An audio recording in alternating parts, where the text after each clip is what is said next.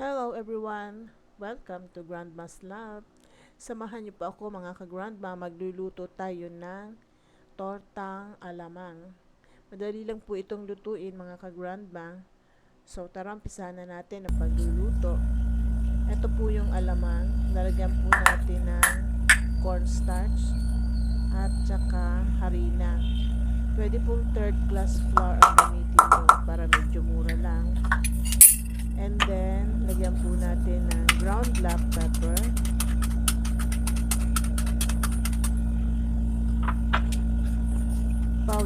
Garlic powder.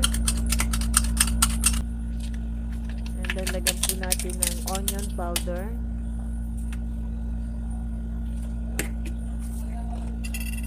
At lalagyan po natin ng asin.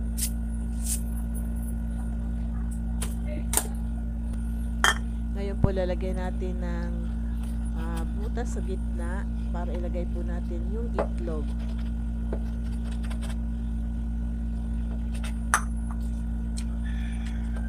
Haluin po natin ng maigi para po mag-combine lahat ng ingredients.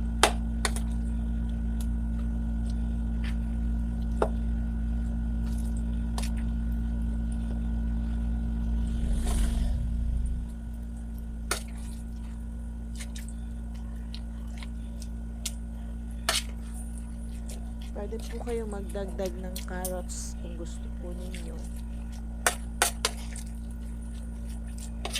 Para po may dagdag kulay sa ating tortang alamang. Nakalimutan ko po kasing lagyan. Nakalimutan kong bumili ng carrots kaya hindi po ako nakapaglagay.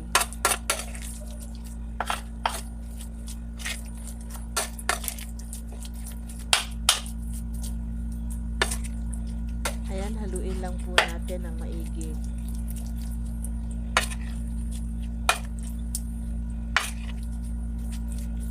Hanggang sa mag-combine lahat ng ingredients.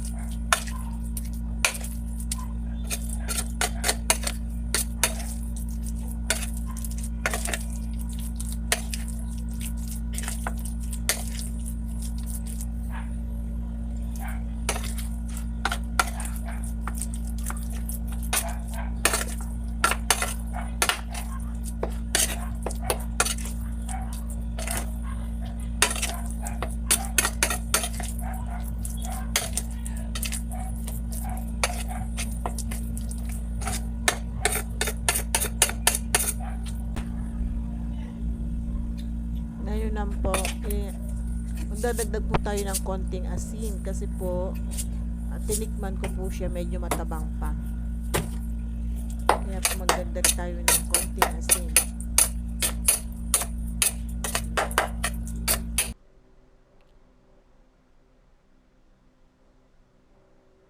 Ngayon, iset aside na po natin ito at magpapainit naman po tayo ng mantika.